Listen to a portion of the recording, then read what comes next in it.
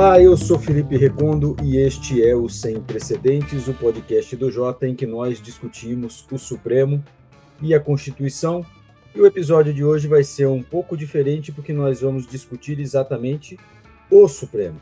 O livro do Diego Werneck, esse aqui, O Supremo entre o Direito e a Política. E nós decidimos fazer esse episódio dessa forma hoje porque o livro trata de vários pontos pelos quais nós passamos em todos os episódios do Sem Precedentes. Então, achei muito valiosa, primeiro, a obra e a discussão sobre alguns pontos que o Diego Werneck traz no livro. Diego Werneck, que é o nosso parceiro aqui no Sem Precedentes de todo o programa, professor do INSPER, e escreveu esse livro que está sendo vendido já está nas lojas, e trata de algumas questões que são bastante complexas e ele tenta, e me corrija, Diego, se eu estiver errado, tratar de forma bastante didática. Então, nós vamos falar sobre o livro, não vamos falar sobre o STF. Eu acho, Diego, e obrigado pela entrevista, mas acho que todas as entrevistas que você concedeu até o momento foram sobre o Supremo Tribunal Federal e não sobre o seu livro. E nós aqui vamos tentar tratar do livro, do que você traz escrito nessa obra. E eu queria começar te perguntando exatamente o que te motivou a escrever sobre o STF dessa maneira, de uma maneira didática. Eu vejo que você na introdução já fala que quer tratar o Supremo de forma didática para um público mais amplo. Então me explica aí, qual foi a tua intenção ao fazer isso? Legal, Felipe, obrigado por esse convite para falar do livro. Embora tenho certeza de que várias coisas que estão aí não são novidade para você, né, que tem sido, né, um parceiro de diálogo há muitos e muitos anos aí sobre o Supremo, seus problemas e o seu futuro. Por que eu decidi escrever o livro dessa forma? Bom, tem um fator externo e um fator interno. O fator externo foi que o editor desse selo História Real, Roberto Fait, me procurou em 2019 e me colocou essa questão, assim, se eu achava que fazia sentido pensar um livro, dado que o Supremo está nas páginas dos jornais, todo mundo tem opinião, né? Parece quase Copa do Mundo, todo mundo vira técnico, todo mundo tem opinião, todo mundo quer ter opiniões fortes, né? Sempre. Será que havia espaço, e como eu veria a possibilidade de preencher esse espaço para um livro explicando e discutindo o funcionamento do Supremo para o público em geral, fora da comunidade jurídica? E eu acho que ele tinha razão, e é um espaço importante para a gente tentar preencher, porque eu sinto que o debate fica, né, ou entre os especialistas, ou então um debate da conjuntura que muitas vezes é muito informado, né, tem muito detalhe, mas talvez não tenha o big picture, assim, né? Talvez não tenha, não conecte com as ideias mais gerais e mais amplas que a gente tem que usar para avaliar se, afinal, o que está acontecendo é estranho, se o que está acontecendo leva o tribunal para uma direção certa ou não. Então, eu acho que o debate, sobretudo na imprensa, no Supremo nos últimos 10 anos, ficou muito técnico, do ponto de vista dos detalhes e das discussões processuais e pequenos pontos e controvérsias de cada caso, mas o que eu acho que falta é direção, muitas vezes, né? É você ter ideias que sirvam para você avaliar o que está acontecendo. Mas a motivação interna, eu acho que foi legal escrever para entender o que eu penso mesmo, né? Eu estava lendo um livro de ensaios daquela escritora americana Joan Didion, sobre os anos 60, 70, e ela, em um momento, fala, olha, eu escrevi esse livro para entender o que eu estava pensando. Acho que isso faz sentido nesse caso, porque a gente está o tempo todo falando, criticando, avaliando, analisando, e foi importante nesses 3 anos, né, dar um passo atrás e falar, mas o que realmente eu penso sobre todas essas coisas de uma forma organizada? Então, foram essas as duas motivações. É meio que arrumar a cama, né? Aí você vai botando as suas ideias na cabeça e depois você joga no papel. Exato. Por mais que você dê aula sobre isso o tempo todo, fazer isso aqui é meio que um exercício de, afinal de contas, o que eu penso desse negócio, né? E eu vejo aqui que você traz, no livro, todos os títulos dos capítulos são questionamentos, né? Primeiro capítulo, eles podem fazer isso. O segundo, quem são essas pessoas? O terceiro, o que faz o Supremo? O quarto, por que esse caso agora e por que agora? E o quinto, por que tanta exposição? E eu na verdade, eu vou te expor algumas outras perguntas, na verdade, que caberiam em um capítulo 6, 7, 8, mas que certamente também o livro já não é pequeno, né? Ele já não é fininho, mas se você fosse tentar esgotar isso, seria difícil. Agora, você diz no livro, Diego, que o Supremo erra no fácil. E na hora de enfrentar problemas difíceis de solução, ele se atrapalha por conta dos erros fáceis. Então, eu queria que você explicasse o que você considera, o que você quer dizer quando diz o Supremo erra no fácil. Bom, acho que uma das coisas que eu insisto no livro é que o trabalho de um tribunal como o Supremo, isso vai ser assim em qualquer lugar do mundo, né? Um tribunal que tem como tarefa interpretar e aplicar a Constituição para resolver controvérsias, para resolver divergências, isso é muito importante. É importante enfatizar isso, porque a matéria-prima do trabalho do tribunal não são questões difíceis, né? São questões que muitas vezes vão gerar divergência inevitável. Se tivesse uma resposta clara, óbvia, Não são cristalina, questões fáceis, né? Você falou não, que o tribunal vai exato. enfrentar não são questões difíceis. Não, quase sempre são questões muito difíceis, né, e Desculpe, divisivas. obrigado. Não, eu quis dizer exatamente isso, né? Se fossem questões simples, não precisava do Supremo, não precisava de judiciário, né? Muitas vezes o que chega lá são questões, não tudo, mas muitas coisas são mesmo temas para os quais você não vai conseguir colocar todo mundo numa mesa e falar, concordamos que isso é obviamente a resposta certa? Não tem como.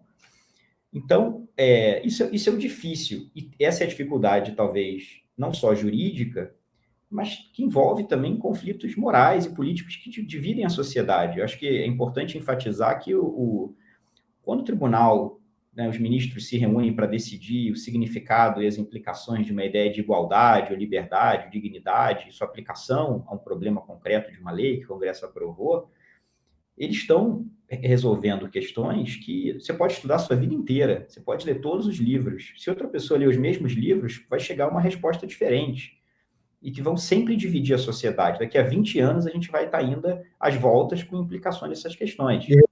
E respostas possíveis e justificáveis também, né? Exato, Mesmo que não exato. sejam as suas, né? Exatamente. Não só, mesmo que não sejam as suas, como se fosse uma possibilidade acidental. Provavelmente não vão ser as suas em muitos momentos. Isso que é a tarefa de uma instituição que resolve esse tipo de divergência. Embora a gente tenha perdido um pouco no Brasil, acho a capacidade de tolerar essa, não só no caso do Supremo, mas no geral, né? A capacidade de tolerar respostas diferentes que são ainda assim aceitáveis e que fazem parte do jogo. É importante recuperar isso. Espero que que a leitura ajude um pouquinho a convencer porque isso é importante no caso do Supremo. Mas esses temas, então, por que eu chamo isso difícil? Porque um tribunal é feito para enfrentar essas questões, tribunal constitucional, em qualquer país do mundo em que essas questões forem acopladas a um debate público vigoroso, ele vai sofrer crítica. As pessoas vão discordar, as pessoas vão bater de volta, né? E isso é o difícil. O tribunal é uma instituição que vai, por sua essência, por sua, né, para a finalidade para a qual foi desenhada, vai entrar em bolas divididas que vão gerar muita crítica pública, que as pessoas vão discordar, que as pessoas não vão entender e vão criticar a essas decisões. Então, isso é o difícil porque é um ônus inevitável que o tribunal tem que enfrentar. Tribunais constitucionais não vão ser amados por todo mundo, não tem como, né? Ô, Diego, então, já que você resolveu falar da coisa difícil, da questão difícil, eu vou te interromper aqui, e acho que tem um ponto do seu livro que chama atenção e eu acho importante enfatizar. E a gente aqui no Jota recebe muita pergunta de assinantes sobre decisões do Supremo, e você menciona algo que talvez paire na sociedade como se fosse algo de estranhamento. E você escreve isso em determinado trecho. O Supremo não tem que convencer as pessoas das suas decisões, do mérito das suas decisões. Não tem que convencer e agradar a todo mundo. Então, a pessoa que está olhando o Supremo, lendo sobre o Supremo e fala, eu não concordo, isso está errado, essa decisão é absurda. Não quer dizer que o Supremo, por isso, tomou uma decisão ilegítima. Eu acho que você mencionou numa conversa nossa que, às vezes, o cara está em casa assistindo ao noticiário ou lendo o jornal e vê o Supremo e fala, eu não concordo com essa decisão, então tem que fechar o tribunal. Eu acho que a gente chegou nesse ponto, né? As pessoas discordarem e, portanto, não quererem o tribunal, né?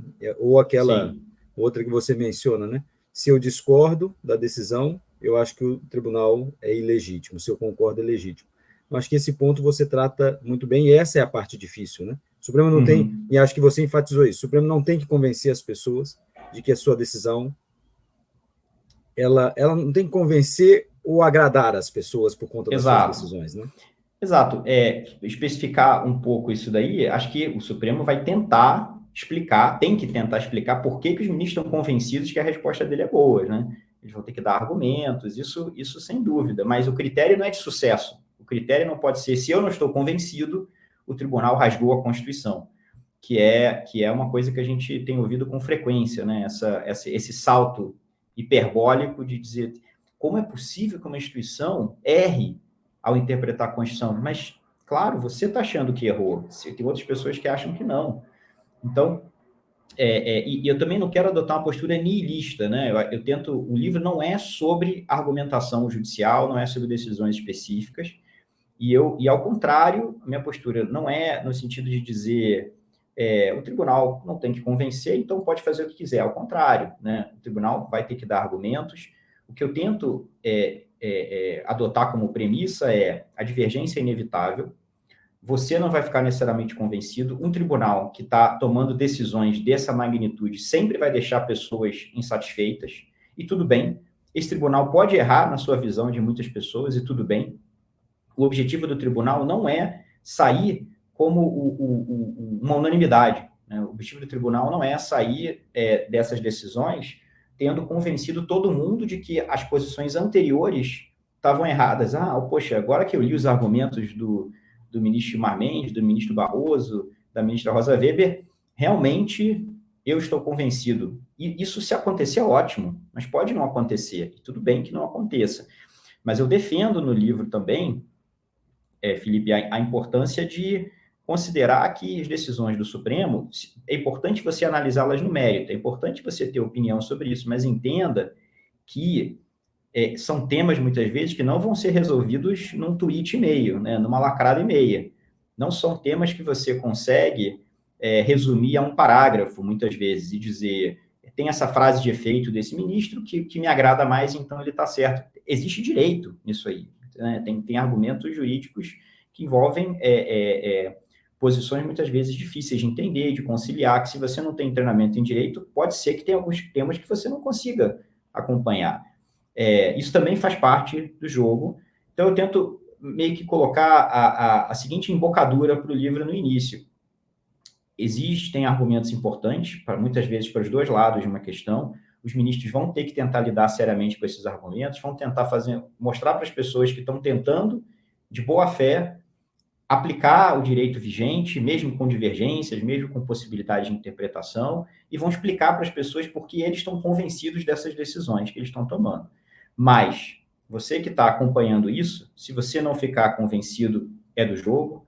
Se você achar que o tribunal errou, é do jogo. Eu acho que o tribunal errou várias vezes. Isso não tem nenhum problema para mim. Na minha profissão, ao contrário, né, se o tribunal acertar sempre, também não sei se precisaríamos de pessoas criticando e avaliando e escrevendo sobre essas decisões.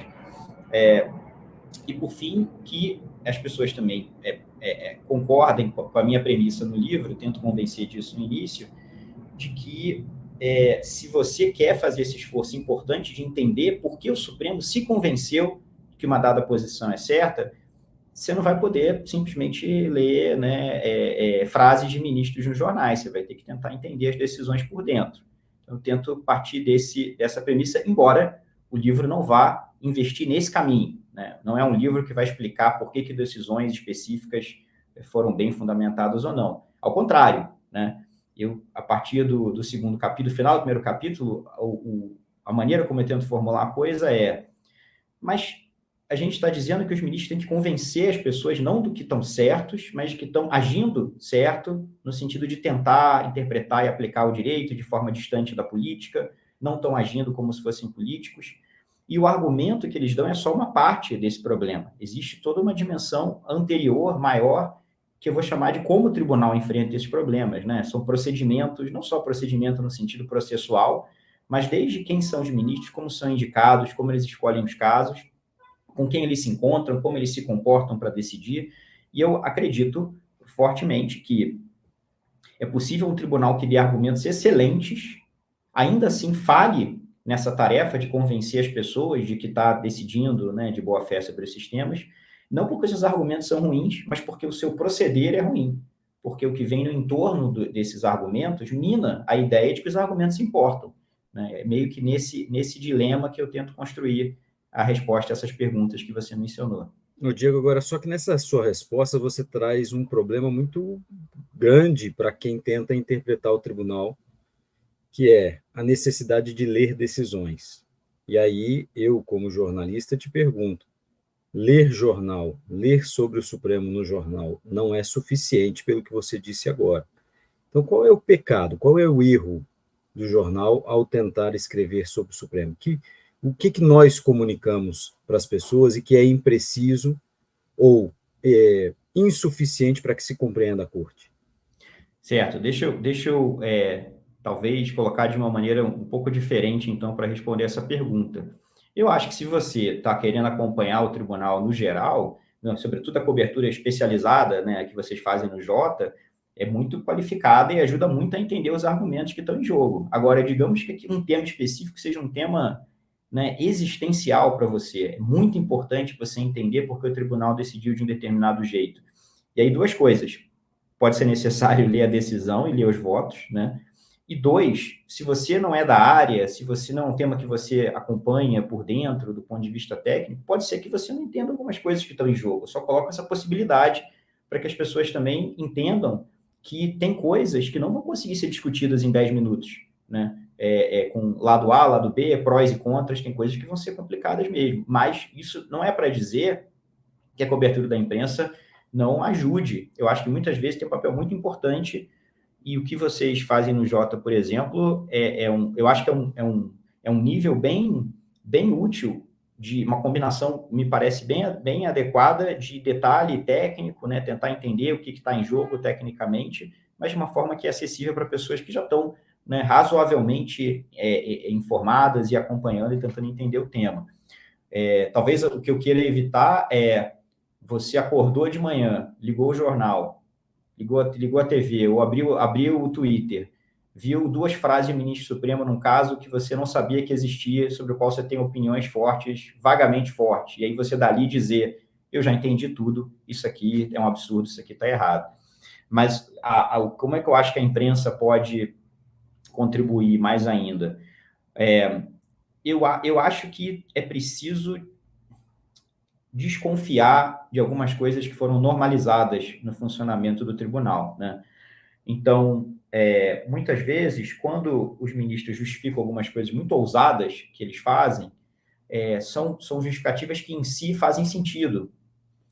Elas ficam suspeitas ou elas aparecem como problemáticas se você as compara com outros argumentos, com outras justificativas, com talvez uma perspectiva mais de longo prazo, mas não era assim há 10 anos. Por que não era assim há 10 anos? Então, estava errado há 10 anos? Por que o que era normal há 2 anos, de repente, se tornou tão facilmente algo, né, que parece que nunca existiu no Brasil? Então, a ideia, por exemplo, para pegar esse arco agora do inquérito das fake news, né? Eu acho que não é só discutir se tem argumentos para justificar a abertura daquele inquérito e o fato de que o Supremo colegiadamente aprovou a abertura do inquérito. Então, bola para frente. Do ponto de vista institucional, o tribunal deu uma resposta a isso. Você pode achar que está errada, mas, como eu falei, isso acontece com várias outras decisões. O que eu acho que falta, talvez, é entender, assim, mas qual a importância do que se perde quando um tribunal pode constantemente, recorrentemente, ao longo do tempo, tomar iniciativa em vários aspectos desse procedimento, né? Porque nunca foi assim no Brasil. Então, tentar estranhar um pouco mais as coisas, né? E estranhar não é só perguntar para o ministro as razões de conjuntura, é tentar, talvez, entender um pouco mais a trajetória de forma mais ampla. Eu sei que nem sempre dá para fazer isso num debate ou numa cobertura, né, ali, no calor do momento de uma notícia, de uma decisão explosiva do Supremo naquele momento, mas eu acho que seria interessante que a imprensa caminhasse para tentar ter, assim, essa perspectiva mais ampla de quão diferentes eram as coisas, às vezes há 6 meses, há 1 ano, há 2 meses. Tem rupturas que são muito evidentes de procedimento, né? E não é só entender os argumentos, os prós e contras, talvez entender o tamanho da diferença e tentar explicar para as pessoas o tamanho dessa diferença. Essa é uma coisa que eu acho que poderia acontecer mais. A gente falava desde o começo do inquérito de fake news e a gente divergia, né, Diego? Eu, desde o princípio, achava que tinha justificativa, não formal, não no regimento, porque foi uma leitura meio forçada, mas quando a gente está em Brasília acompanhando o Supremo, a gente vê que a conjuntura faz toda a diferença, né? E no seu livro você tenta tratar do Supremo e às vezes eu sinto que falta um dedo de conjuntura, sabe? No caso de fake news, por exemplo, de inquérito de fake news, ou era isso, tem várias pessoas que eu ouço dizendo esse argumento é meio falso, né? De ou era isso, ou o Supremo ia talvez se inviabilizar. E diz, não, teriam outros procedimentos que poderiam ser adotados para enfrentar o que estava acontecendo. Eu nunca vi as pessoas apresentando isso muito claramente diante de uma PGR que estava inativa, né, e que permaneceu durante tanto tempo. Mas você acha que... Como é que você mistura o que você escreveu com essa necessidade de compatibilizar Supremo com Brasília, com conjuntura política? Bom, eu tenho aí o problema e a vantagem de poder falar essas coisas dizendo eu não tenho informação, né, privilegiada não no sentido de que tem qualquer coisa de errado nisso, mas eu não tenho informações que não são de lista, exato. Eu não tenho informações que não são públicas, né? Eu não sei, acho que isso é um problema, de fato, isso pode limitar a minha análise, mas para o tipo de argumento que eu quero fazer, eu acho que isso é uma vantagem. Eu quero tentar dizer para os leitores e leitoras olha, eu não tenho mais informações do que vocês veem no jornal. Está aqui as coisas que eu penso e eu estou convencido dessas coisas por essas razões que eu acho que fazem sentido sem você saber necessariamente mais detalhes da conjuntura. E eu acho que tem um papel, né, para que pessoas com menos informação não pública, mas com outro tipo de reflexão sistemática, com essa amarra, né, de falar, eu preciso pensar sobre o que está acontecendo sem informações que não sejam acessíveis a todo mundo, eu acho que isso é muito importante, porque se o tribunal só consegue justificar o que está fazendo para quem tem essas informações que não são públicas, aí tem alguma coisa de muito errado acontecendo, né? É óbvio que a gente precisa considerar que tem coisas que a gente não está vendo. Eu preciso ter cautela ao fazer certos juízos peremptórios, eu preciso deixar, às vezes, as coisas se desenrolarem, mas em nenhum lugar do mundo me parece ok que um tribunal vire e fale, olha, confia, tem coisas que vocês não sabem, mas confia que vai dar tudo certo e a gente está fazendo o que é necessário. Porque o ponto, para dar um exemplo que você deu, que eu acho que atende bem a isso que eu estou dizendo, o que é necessário? Em algum momento, essas coisas têm que ser colocadas publicamente, né?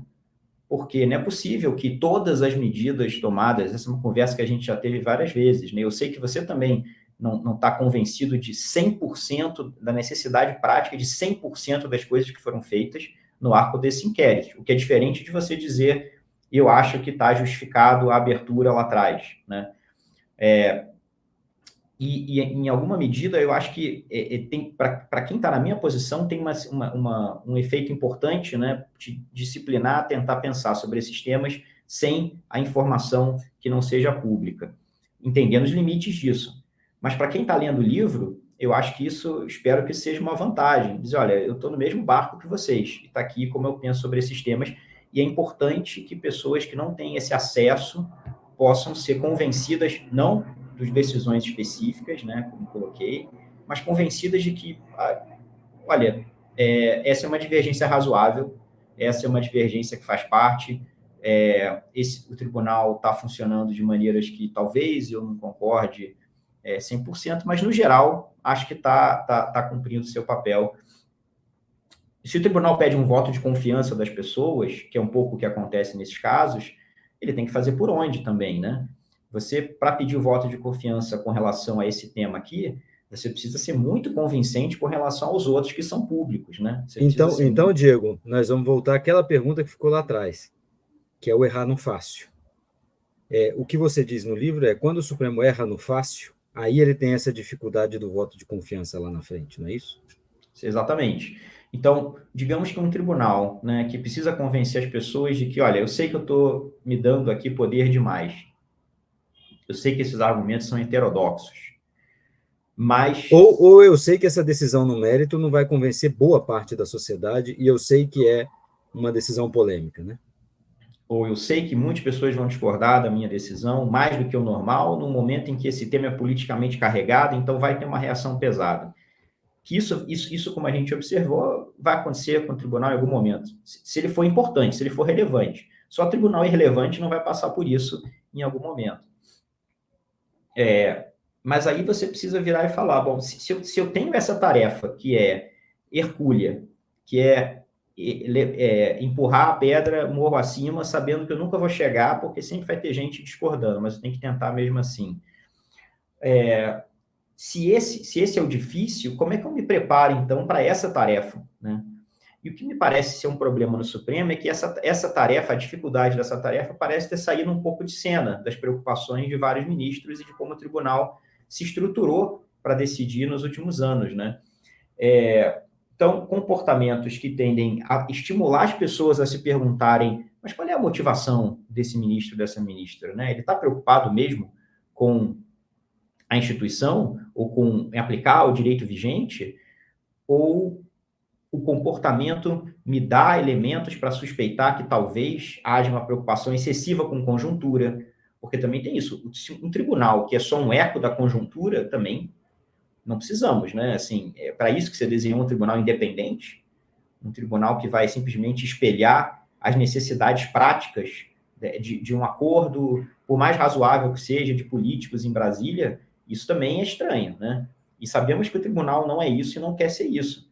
Mas se as pessoas acham que é isso, e o tribunal, de alguma forma, por alguns elementos do seu funcionamento, alimenta isso, me parece que é um problema para o tribunal enfrentar. E aí, então, o que é o errar fácil? Errar no fácil? O que era para ser fácil no Supremo e que o tribunal tem falhado na sua visão? Olha, eu acho que algumas coisas são fáceis. Acho que a exposição pública era fácil. Fácil em termos assim, é fácil descrever o certo. Difícil é fazer acontecer, por razões que a gente pode falar já já.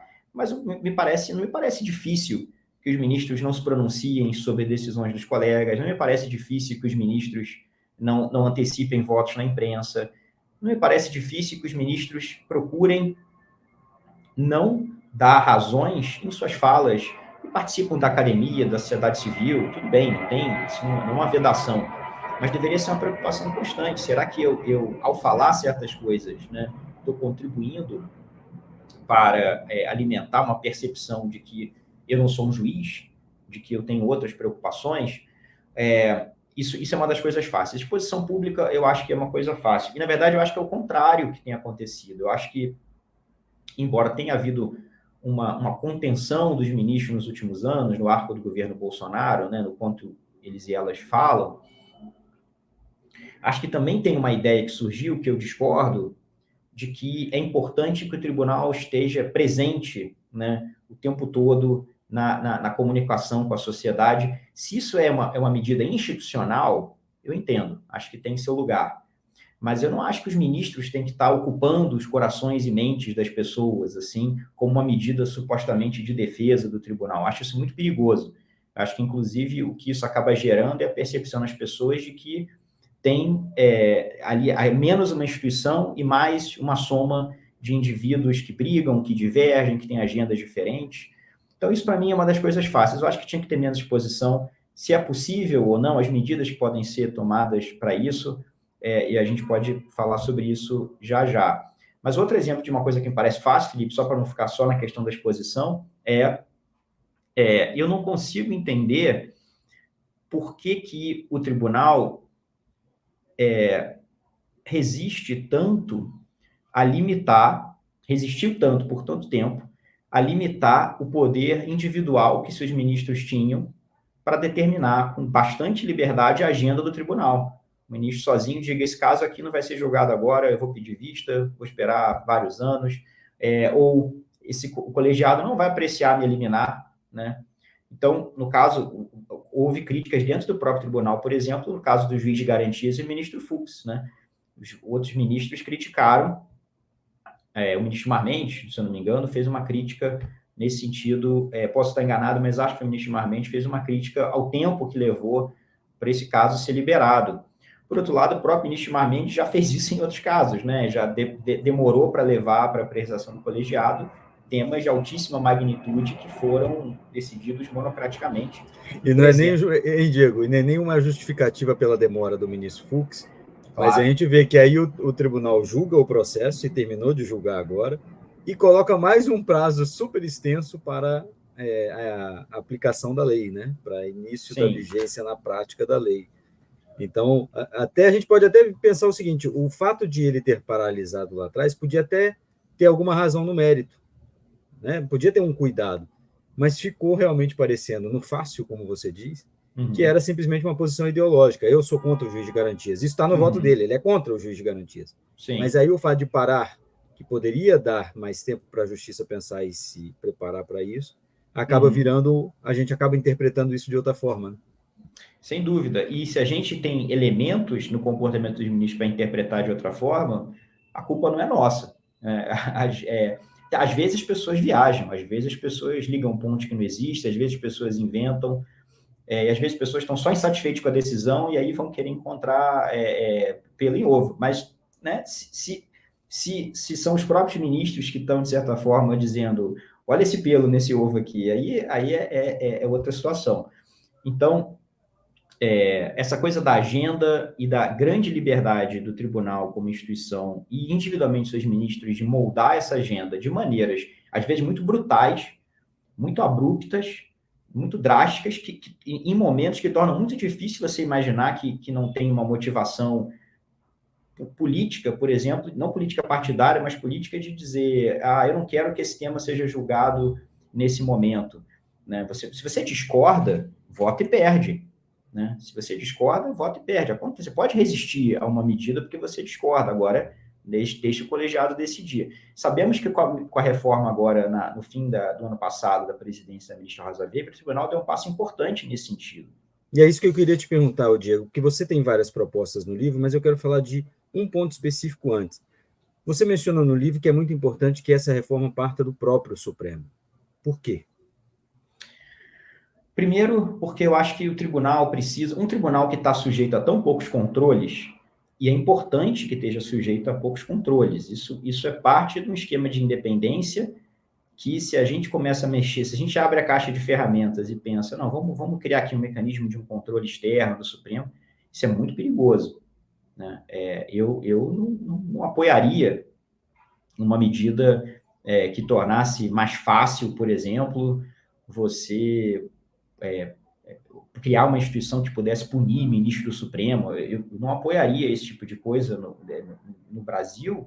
Ou reverter mérito de julgamento. Reverter mérito de julgamento, eu não apoiaria isso, porque o saldo de ter uma instituição que pode decidir contrariar políticos sem medo me parece muito importante. Isso me parece, e foi muito importante para o Brasil nos últimos anos. O Supremo foi fundamental para a defesa das instituições democráticas e da estabilidade democrática e de algo tão fundamental quanto o resultado das eleições. Mas tudo bem, né? Isso é um tipo de solução que me parece perigoso. Ela tem mais desvantagens do que vantagens. Para muitas coisas sobra, então, a gente dizer para o tribunal, olha, por que vocês não assumem a liderança desse processo? E isso vai ter muitas vantagens, né? Primeiro, vocês entendem, muitas vezes, melhor do que os políticos, como funciona o seu processo interno. Então, para uma discussão de formação da pauta do tribunal, seria muito esquisito, como já aconteceu no passado, que você tivesse que fazer uma proposta de emenda constitucional para regular pedido de vista, por exemplo, né? Nós seríamos o único país do mundo em que tem um dispositivo na Constituição dizendo qual é o prazo de pedido de vista, como que ele tem que ser regulamentado pelo tribunal. Esses são temas de funcionamento interno. Se o tribunal puder, com a sua proximidade a esses temas e as dificuldades inerentes a lidar com isso, para um tribunal que julga dezenas de milhares de processos, eu acho que vai ser melhor. As soluções têm potencial de ser melhores.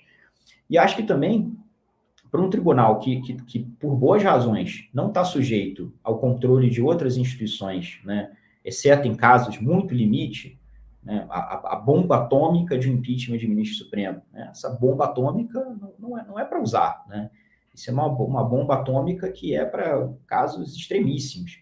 Era o que se falava do impeachment, né? Impeachment era uma bomba atômica que nunca deveria ser usado, passou a ser usado com frequência, inclusive.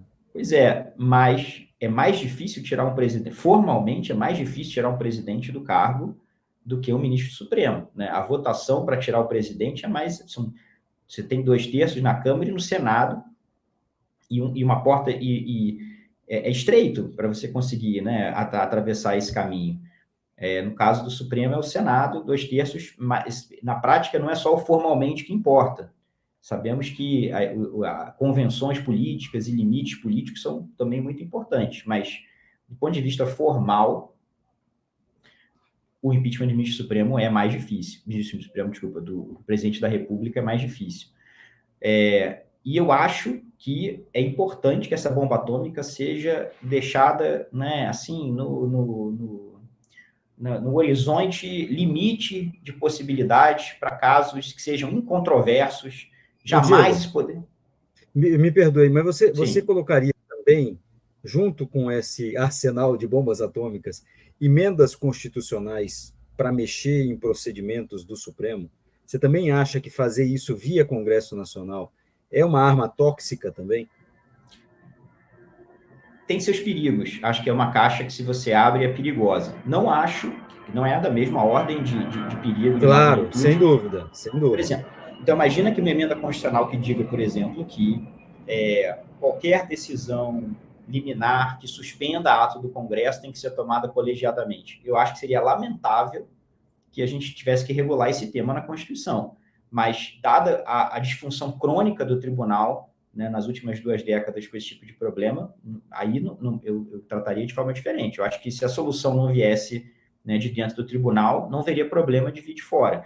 A razão pela qual, porém, é importante que venha de dentro do tribunal é a seguinte: como é perigoso você deixar que outras instituições, né, comecem a se envolver demais nesse funcionamento interno do tribunal, é muito importante que os ministros, mesmo que haja excessos, mesmo que haja muitas vezes comportamentos errados e que a gente não tenha um instrumento bom para evitar 100% que esses comportamentos aconteçam, o tribunal precisa, pelo menos publicamente, dizer: sabemos que tem um problema e o critério é esse, o esperado é esse, o normal é esse, isso não é normal. Então, no livro eu falo, por exemplo, do caso da ministra Ruth Bader Ginsburg, da Suprema Corte dos Estados Unidos, que fez uma crítica ao Trump durante a campanha eleitoral, e houve muita crítica, né, nos principais jornais americanos, todos lá do espectro político, e ela soltou uma nota oficial do tribunal, mas assinada por ela, em que ela dizia que ela errou, que o ministro da Suprema Corte não deveria fazer crítica a candidatos em campanha, que essa não é a postura adequada de um juiz e que ela seria mais circunspecta no futuro. Eu acho esse um exemplo virtuoso, que ela errou. Num sistema em que você não tem controles, porque os controles são perigosos demais, vai ter erros, mas ela disse publicamente: errei, desculpa, e volta atrás. Eu acho que quando o tribunal diz estávamos errados ou aqui houve um erro, ele está anunciando para as pessoas um critério claro que permita a gente conversar de forma mais ampla sobre que tipo de tribunal a gente quer ter e o que é o ideal e o que não é aceitável. Então, essa resolução da ministra Rosa Weber, para mim, é muito importante também por isso, porque é o tribunal reconhecendo que, olha, eu fiquei aqui uma década de que tinha um problema, né? Tinha um problema, não foi uma invenção, né, de acadêmicos e eles reconhecem que o problema existia, né? Exatamente. Então, acho isso fundamental. Agora, você menciona um outro ponto no livro que acho que vale a pena também mencionar, que é inevitável que o Supremo seja, com frequência, e não é de vez em quando, é com muita frequência, arrastado para as disputas políticas. E ele vai ter que se envolver na disputa. Ele vai ter que dar uma resposta, melhor dizendo. Ele vai ter que dar uma resposta para essa disputa política. E aí, como é que enfrenta isso? E como é que você trata no livro isso para o leitor? Para ele entender, olha, isso aqui vai acontecer mesmo, tá? Isso é absolutamente normal. Eu acho que uma das coisas que o tribunal precisa fazer, qualquer tribunal, e é um pouco na contramão do que o tribunal tem feito na última década, é sinalizar para os atores políticos que vão bater na porta dele, que vão reclamar, que vão querer intervenção aqui e ali, e que quando a intervenção for contra seus interesses vão dizer que foi um abuso, que foi um excesso, mas daqui a uma semana pedem a mesma coisa contra seus adversários. Isso vai acontecer. Um tribunal, para se preparar para isso, né, ele precisa, e aí eu acho que também deveria ser o fácil, mas hoje está difícil para o Supremo. Deveria ser fácil para um tribunal sinalizar para as pessoas que não pode fazer qualquer coisa. Deveria ser fácil para um tribunal dizer para as pessoas, olha, pois, eu entendo que isso que você está falando pode ter algum mérito, mas esses procedimentos não permitem eu fazer isso, né? Tem essas regras aqui que eu não consigo ignorar, eu não vou conseguir resolver, por mais que eu concorde que existe um problema político ou social que mereceria atenção nas instituições, eu sou apenas um tribunal, eu posso ser o Supremo Tribunal, mas eu continuo sendo só um tribunal, e um tribunal não vai poder ser o resolvedor geral de problemas dos políticos e da sociedade. E eu acho que o tribunal sinalizou para a sociedade e para os atores políticos na última década, em vários casos, o contrário disso. Exato. Não que o tribunal tenha feito tudo e qualquer coisa, mas se ele não fez, a mensagem que eu acho que acaba ficando não fez porque não quis, não fez por limites políticos do momento, não porque juridicamente tem limites. Ou não fez porque caiu com o relator errado, que não estava disposto a fazer aquilo, seja por uma opção política, seja, aí sim, por um julgamento técnico que fez de que não era possível. Né? E esse julgamento pode acontecer. Meu problema é justamente que o tribunal, perdeu muito da sua capacidade de convencer as pessoas que quando não faz uma coisa, é porque acredita que tem limite, dizendo, isso não dá para eu fazer. Não adianta pedir que não vou conseguir fazer. Eu e você escrevemos há vários anos, Felipe, um artigo, né, chamado A Maldição de Paulo Brossard, que a gente discutia um pouco esse problema no caso do impeachment. O tribunal, é claro que o tribunal tem um papel importante para controlar a constitucionalidade de procedimentos de impeachment. Uma decisão muito drástica, importante que tenha algum tipo de monitoramento constitucional dos procedimentos. Mas, no arco do impeachment da Dilma, por exemplo, a gente observou que o tribunal foi se embrenhando muitas vezes, né, em temas tão próximos do resultado final, temas de procedimento tão minucioso, tão detalhado, que chega uma hora que é difícil você convencer as pessoas de que quando você decidir parar, é por razões jurídicas e não por medo, por prudência política, por reconhecer... Ou para ajudar no processo político. Ou para ajudar no processo político, exatamente. Ou porque você tem de fato, substantivamente, você acha, não, como tá bom. Então, E não é, hein, Diego? Só para a gente fazer o parêntese aqui, não é ser contra ou a favor do resultado do impeachment de Dilma Rousseff. Mas o que a gente via, de fato, eram decisões estratégicas politicamente, que serviam à estratégia politicamente e que a gente ficava na desconfiança por isso, né? Se embrenhava tanto, a palavra que você usou, né? Que a gente ficava na dúvida. Isso aí é algo técnico ou é algo que está de olho lá na frente, né, no resultado? Duas ideias que estão perdendo força, perderam já muita força e que a gente precisa recuperar, e eu espero com esse livro tentar ajudar um pouco a recuperar a importância dessas ideias. Limite, do ponto de vista jurídico, é uma ideia fundamental, e eu digo que é o fácil porque, no fundo, isso deveria ser o feijão com arroz de tribunais, né? Dizer, olha, eu estou aqui para resolver certos problemas dentro de regras, dentro de procedimentos. Esse limite está ficando difícil de ser algo que o tribunal consegue vender para as pessoas. E outra coisa é distância da política. O tribunal precisa também manter uma certa distância e convencer as pessoas de que estamos em Brasília, conhecemos essas pessoas, evidentemente não vivemos, né, numa bolha em que a gente não tem contato com políticos. Ok, eu também tento dizer no livro que existe uma relação entre o Supremo e a política que não tem muito como evitar que seja diferente. Agora, você precisa tentar convencer as pessoas de que quando você está decidindo um caso de um político com quem você manteve relações no passado, mantém relações sociais, se encontrou na semana passada, como é que você convence as pessoas de que aquela decisão que você está tomando hoje, de fato, né, não tem como motivação principal essa sua relação pessoal? Né? Esse é um desafio que exige que o tribunal aceite que não vai poder fazer qualquer coisa na hora que quiser, né? Que não vai poder ter essa velocidade tão livremente ajustada que os ministros têm, né? Muitas vezes Alguns casos são decididos em meia hora, a liminar sai em meia hora, 1 hora, outros levam 10 anos. Em alguma medida, isso vai acontecer sempre. Seria ingênuo querer que haja, né, uma tabela de duração de processos para que não gerem suspeitas. Mas os ministros precisam, pelo menos, ter essa preocupação, dizer, tem certas coisas que se eu fizer muito rápido, num contexto, né, de relações sociais que eu tenho, que todo mundo está vendo, que vão ser estranhas. O problema, né, Diego, que essa avaliação é feita individualmente também. Você falou, eu sou o tribunal, então eu não posso fazer certas coisas. Só que como a decisão é individual, tem ministro que vai topar fazer e tem ministro que não vai. E aí isso se liga a algo que você tratou num dos capítulos aqui do livro, que é de indicações. Esse poder individual de poder resolver algo da política estimulou algo que a gente vê agora e que eu acho de difícil correção de rumos no médio prazo, que é a política indicar pessoas que vão resolver problemas da política, vão ajudar a resolver problemas da política. Foi assim com Augusto Aras, foi assim com, a gente poderia nominar vários aqui. E a política olhou para esses candidatos não como, você diz, né, como pessoas que vão julgar num tribunal, mas como pessoas que vão ajudar a política. Tem reversão isso? Eu tento dividir, voltando ao tema da relação com a política, que é inevitável, né? Normal que políticos indiquem ministros que compartilhem de suas visões de mundo. Olha, sobre esse tema, essas pessoas pensam, né, que a Constituição tem que servir para isso, que igualdade tem essas características da forma como precisa ser aplicada no Brasil. Isso é normal.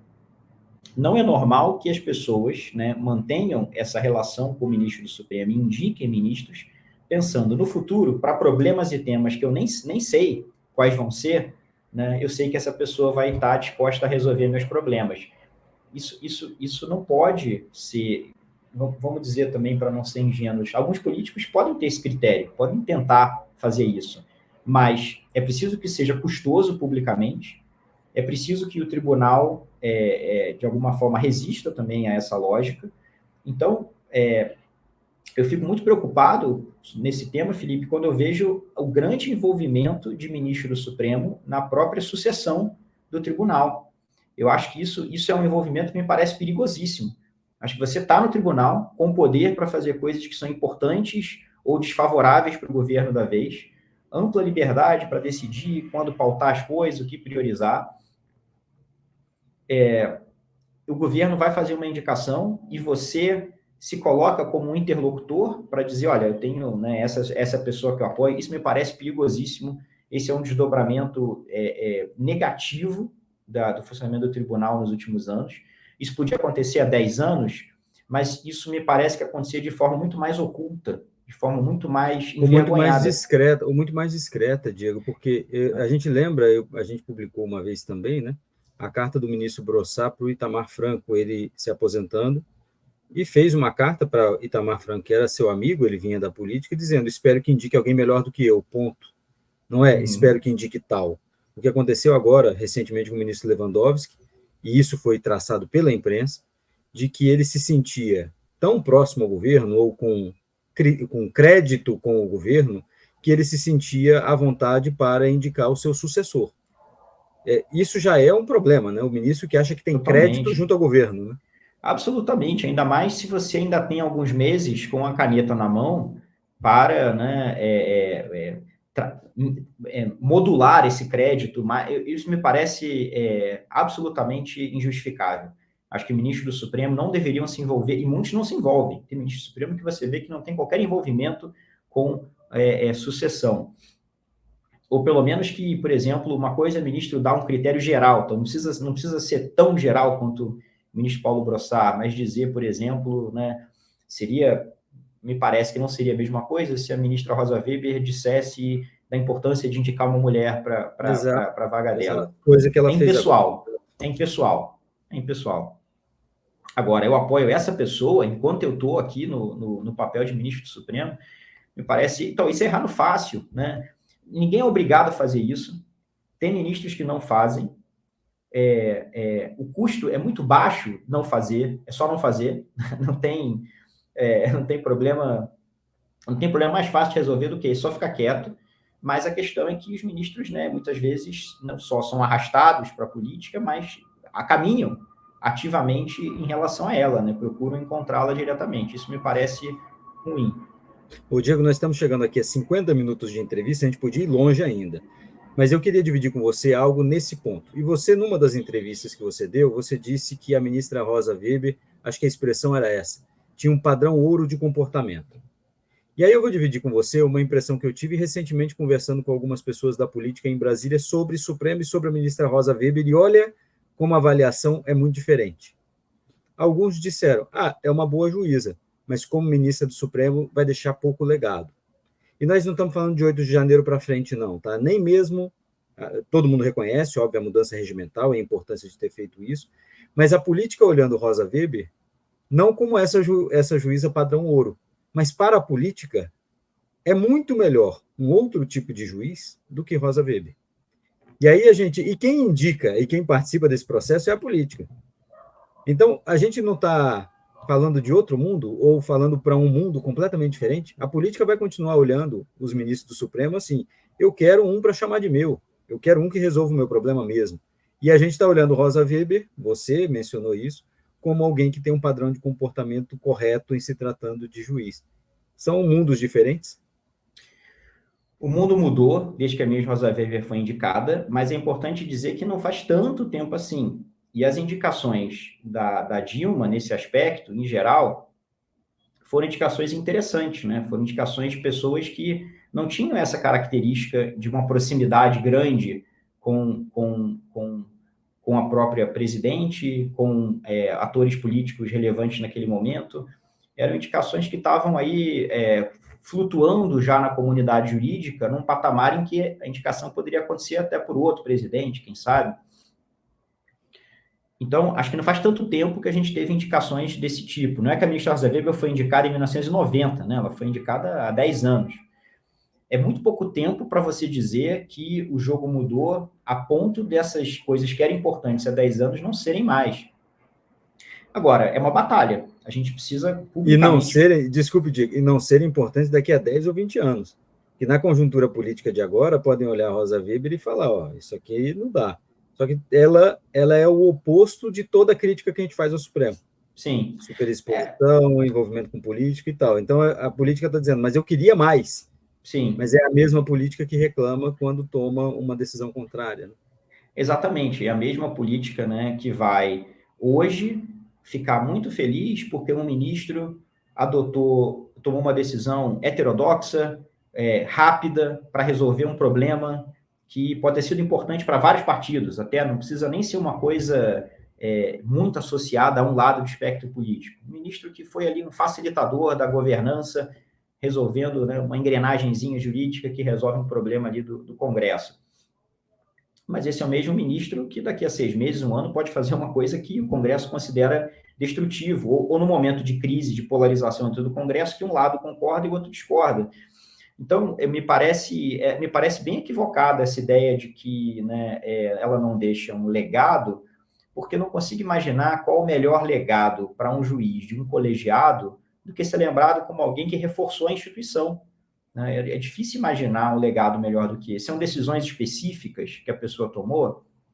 Talvez isso possa ser um outro tipo de legado importante, mas me parece que, no momento que a gente vive no Supremo, é fundamental destacar que um legado pode ser o que você não fez. Né? Não fez não porque você ficou parado e não cumpriu sua função, mas porque você cumpriu sua função não errando no fácil. Você cumpriu sua função não fazendo coisas que alimentam a percepção de politização. Você cumpriu sua função sendo uma juíza digna até o fim. Né? Isso né, colocando que é errado no fácil, mas sabemos que no contexto atual isso é difícil, se tornou difícil.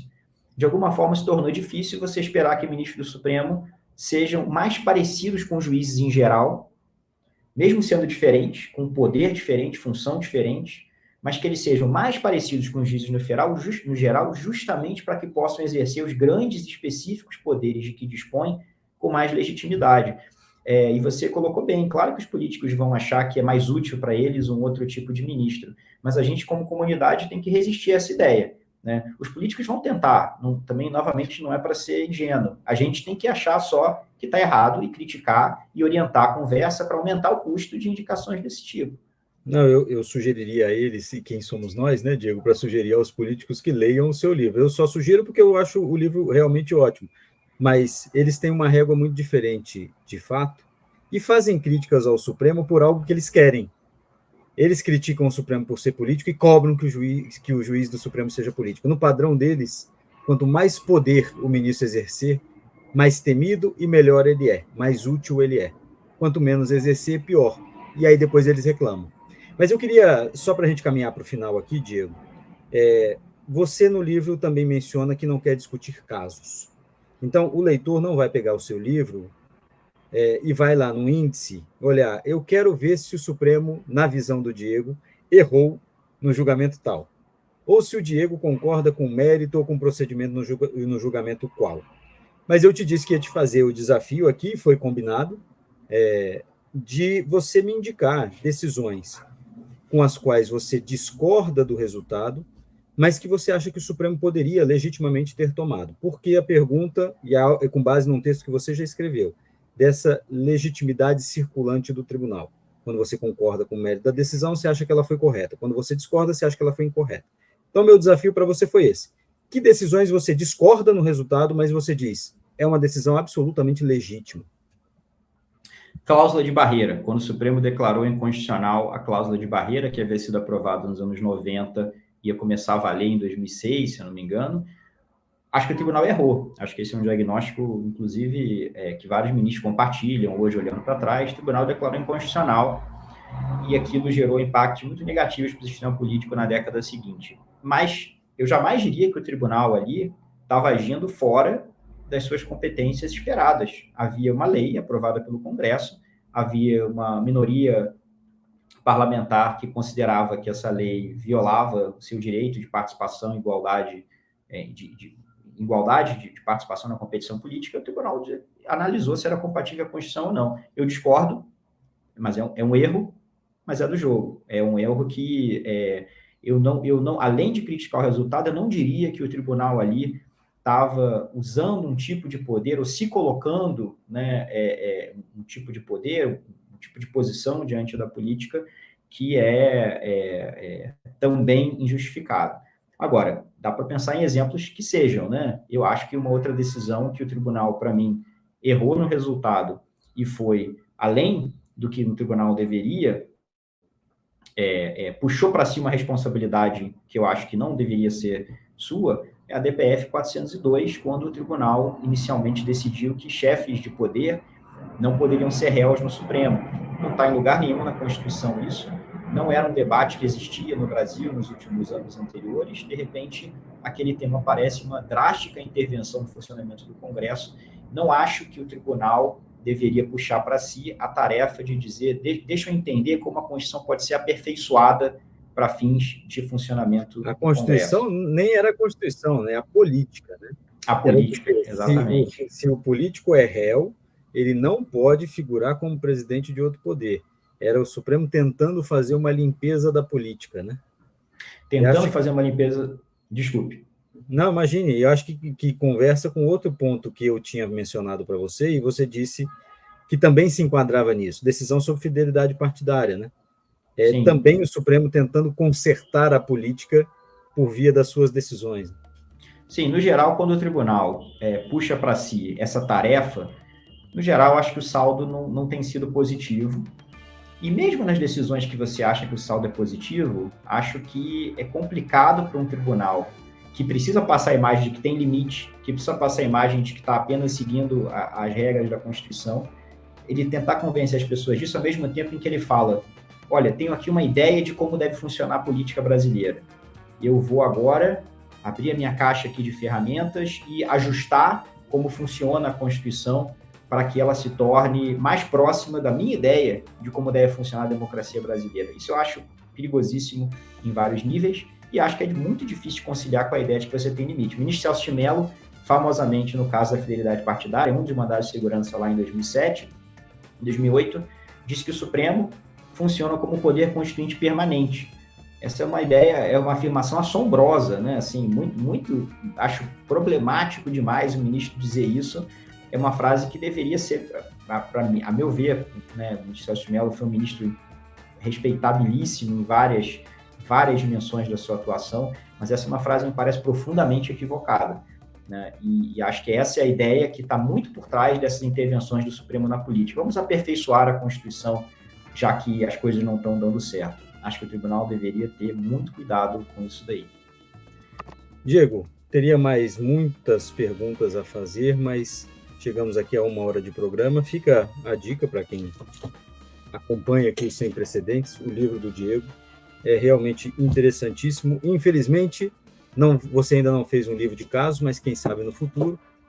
Mas te agradeço, Diego. E semana que vem a gente volta com Sem Precedentes tradicional, para aí a gente discutir outras decisões do Supremo. Agora com o nosso ouvinte sabendo exatamente o que você pensa nessas tantas páginas aqui do seu livro. Pois é, Felipe, Diego, só para complementar, obrigado pela oportunidade. O que a gente pensa sobre os casos está no Sem Precedentes, né? Normalmente a gente fala sobre isso em detalhes, então não tem mistério, só acompanhar que a gente discute lá. Maravilha, Diego, obrigado e muito até obrigado, semana Felipe. Que vem, e parabéns pelo livro. Obrigado, Felipe, obrigado pela oportunidade. Valeu. O Jota desenvolveu uma plataforma inteligente para quem trabalha com política. Agora ficou mais fácil antecipar cenários, ficar por dentro dos bastidores políticos e utilizar as nossas ferramentas inteligentes de análise de dados para ter mais previsibilidade institucional nos 3 poderes.